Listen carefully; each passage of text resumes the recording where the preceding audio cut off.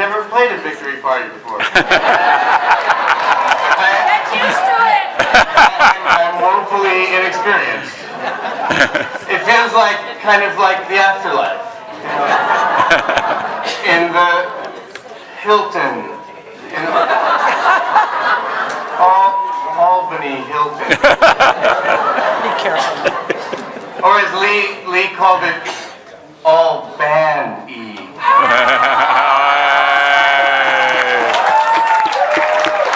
This is the time for bad jokes, right? And when you win. It is kind of weirdly like, how did we end up here? Who designed those lights?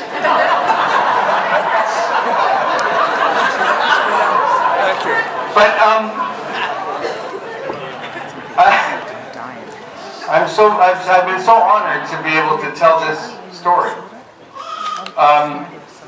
In 2008, when I started to investigate fracking, we didn't really have science. We had a bunch of people screaming in Fort Worth and Pavilion, Wyoming, and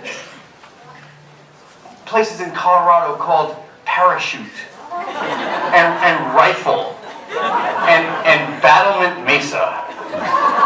And so now, oh yes, and Dish, Texas. And now, now we have 415 plus peer-reviewed scientific papers that say, no, those people on Carter Road are not crazy. We have Sarita Farnelli in the house, the daughter of Pat Farnelli, the town crier of Dimmock. Thank you, Sarita. Thank your family.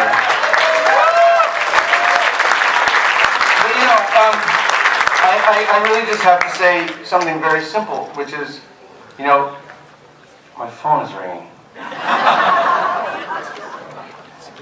Damn, all these, maybe it's Governor Cuomo. No, I've called him so many times in this context. Maybe he was calling me back. It was debt collectors. That's not a lie.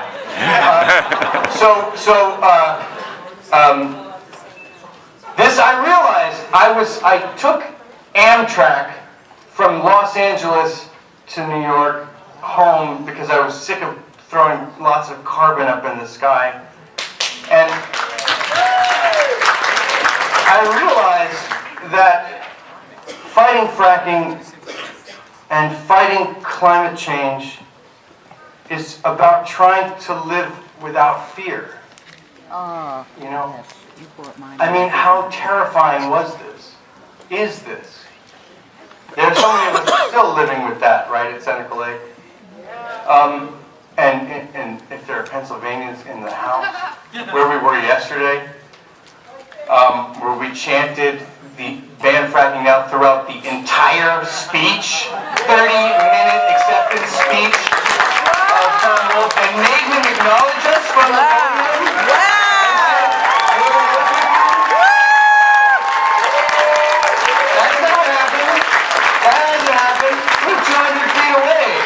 Wow. And so I want to say, what's the opposite of fear?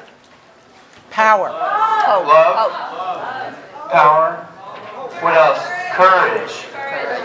I think these are words that describe you, but I also think they're the words that describe the democratic process in New York State. We've had the luxury of being able to participate in something truly democratic. From 2008, Sheldrake scoping hearings on something called the S-Geist, D-S-Geist. Draft Supplemental Generic Environmental Impact Statement? Study? Thank you. I love New York because they finishes your sentences for you. Even when the program took longer than it took to ban fracking. But I think those are words that describe Governor Cuomo now. I mean, you imagine the fear that is in the heart of a politician when facing down the richest and most powerful industry in the history of industry, in the history of money. It's got to be really hard to take them head on. And I feel very proud and happy to just say thank you. Thank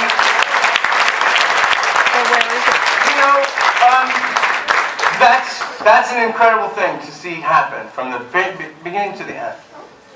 So, thank you, I can't say it enough, to Governor Cuomo, to Commissioner Martens, to Dr. Zucker, to the people involved in this decision, and to all these amazing people that I've had it was sort of my job to just bear witness to.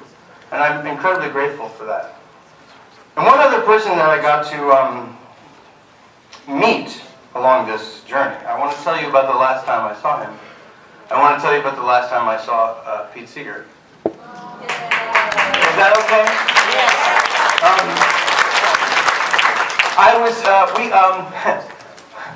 It was in this tiny town of Milford, Pennsylvania, along the Delaware River, in June of 2013. And the people, the fractivists in Milford, Pennsylvania, had asked, they were having a concert. It's a really small room, like 200 people. And they asked Pete Seeger if he would come and play to kind of give him a shot in the arm. You know, it was a moment where we needed a little inspiration. And of course, as Pete always did, he said yes. And then they called me up and they asked me to introduce him. And I was like, okay, I can do that. So I arrived, and it was a 100-year-old theater with a 94-year-old Pete Seeger. And I had this idea that I was going to play something to kind of introduce him. And I wanted to know if it was okay with him, this particular song that I wanted to play. And so I went backstage and I said, Pete, I want to introduce you and play this song. Is this song okay? And he says, you know, that was the greatest hit song of 1814. Like he was there. And he says, a fellow sang that song in a bar one night, and it was such a big hit, he had to sing it twice. And then, clip clop, at 4 miles an hour, all the way up and down the North Atlantic coast, that song became the most popular tune in the United States of America. And I said, I didn't know that. That's an amazing story. And I knew there was a lesson in there. So I'm going to play it for you now. If I can borrow Richie's banjo. His strap is a little taller. He's a little taller. See if you can't figure out what it is. I'm going to try this with this. Okay, let's try this. Can you hear that? You betcha.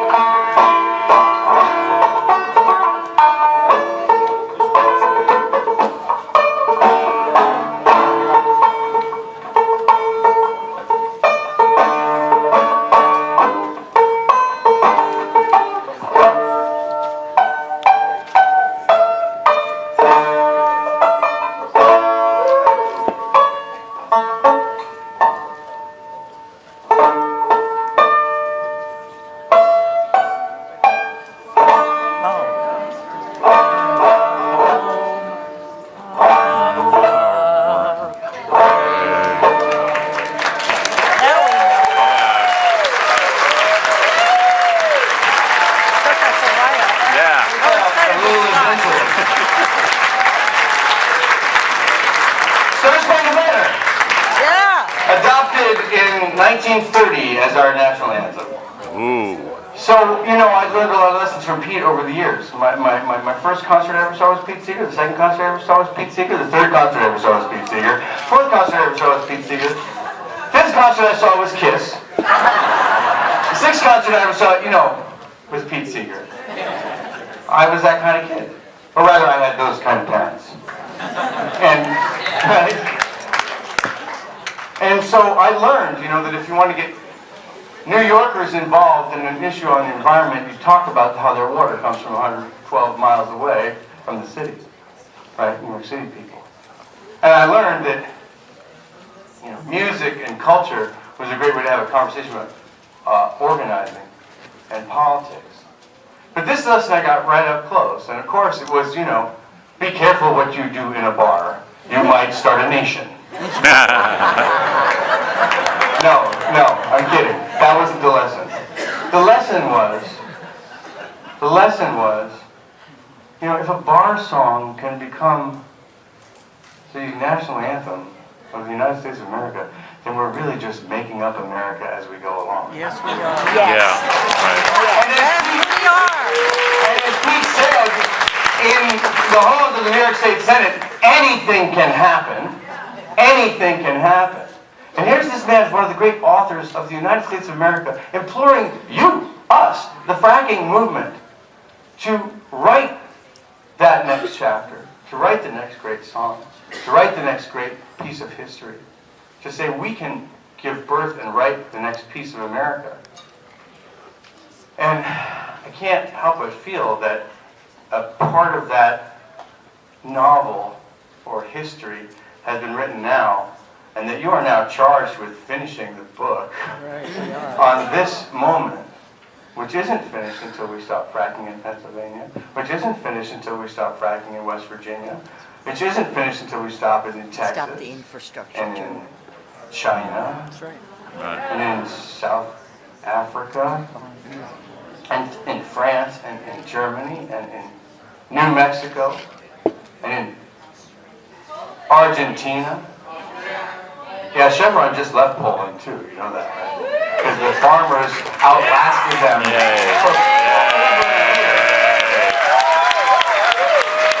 So we have to do that with that fear. And like David said, yes, this is a moment we really have to party. And I'm happy that, and I'm sure you all are happy too, that I'm at the end of my speech. But that this is a moment, though, where we have to acknowledge that the actual, I think, antidote to you're right. But we'll talk those finer points a little later. You know, what I'm saying is the real antidote to fear, I think, is community and togetherness. Yes, organizing. Yes. And that's what, you know, that's what you have shown me, so.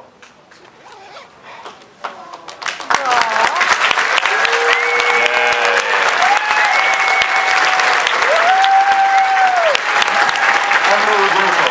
Thank you.